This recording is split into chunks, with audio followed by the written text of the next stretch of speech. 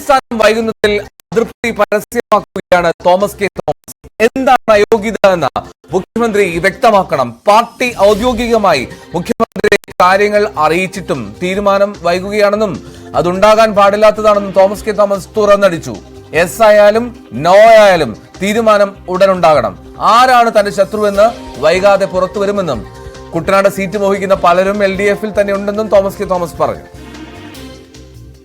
കാര്യമില്ലല്ലോ, ഇതിനെ കിട്ടാതിരിക്കണം. പാർട്ടിയുടെ ഔദ്യോഗികമായിട്ടുള്ള തീരുമാനമല്ലേ, അതായത് അതിനെ കിട്ടാതിരിക്കണം.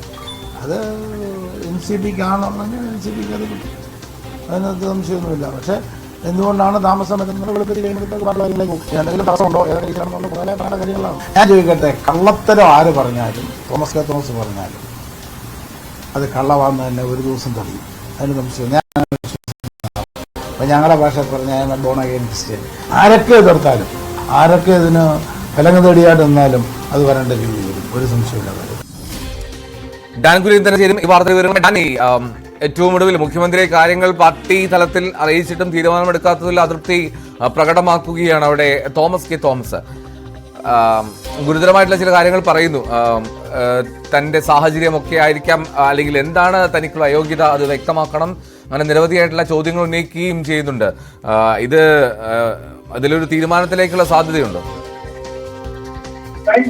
വലിയ അതൃപ്തിയാണ് തോമസ് കെ തോമസ് ഇപ്പോൾ മാധ്യമങ്ങളിലൂടെ പരസ്യമാക്കിയിരിക്കുന്നത്. അദ്ദേഹത്തിനെതിരെ ബോധപൂർവമായ ഒരു നീക്കം നടക്കുന്നുണ്ട്. NCPക്കുള്ളിൽ നിന്ന് മാത്രമല്ല, LDF-ൽ കുട്ടനാട് സീറ്റ് മോഹിക്കുന്ന മറ്റു ചിലർ കൂടിയുണ്ട്. അവരാണ് ഈ നീക്കത്തിന് പിന്നിലെന്നും അദ്ദേഹം തുറന്നടിക്കുകയാണ്. എന്തായാലും AK ശശീന്ദ്രൻ മന്ത്രിസ്ഥാനം ഒഴിയാൻ താല്പര്യപ്പെടാത്ത സാഹചര്യമാണ് എന്ന തരത്തിലായിരുന്നു കഴിഞ്ഞ ദിവസങ്ങളൊക്കെ പുറത്തു വന്നുകൊണ്ടിരുന്ന വിവരം. പക്ഷേ അത് നിഷേധിക്കുന്ന ഒരു പശ്ചാത്തലമാണ് ഇപ്പോൾ തോമസ് കെ തോമസിന്റെ ഭാഗത്തു നിന്നുണ്ടായിരിക്കുന്നത്. അദ്ദേഹം പറയുന്നത് പാർട്ടി അധ്യക്ഷനെ നേരിൽ കണ്ട് AK ശശീന്ദ്രൻ താൻ രാജിവെക്കാൻ തയ്യാറാണ്, രാജ്യസന്നദ്ധത വ്യക്തമാക്കിയതാണ് എന്നാണ്. പക്ഷെ അതിനുശേഷവും തീരുമാനം വൈകുന്നത് എന്തുകൊണ്ടാണ് എന്ന് താൻ അറിയത്തില്ല. മന്ത്രിസ്ഥാനം തങ്ങൾക്ക് തന്നെ അവകാശപ്പെട്ടതാണ്, അത് ഏത് വിധേനയും ലഭിച്ചേ മതിയാവുകയുള്ളൂ എന്നും കൃത്യമായി തോമസ് കെ തോമസ് പറഞ്ഞു വെക്കുന്നുണ്ട്. അങ്ങനെയാണെങ്കിൽ എന്ത് തരത്തിലുള്ള നീക്കത്തിന്റെ ഭാഗമായിട്ടാണ് അദ്ദേഹത്തിന് മന്ത്രിസ്ഥാനത്തേക്ക് എത്താൻ കഴിയാതെ പോകുന്നത് എന്നതിനെ സംബന്ധിച്ച് അല്പം കൂടി കാത്തിരുന്ന ശേഷം തോമസ് കെ തോമസ് തന്നെ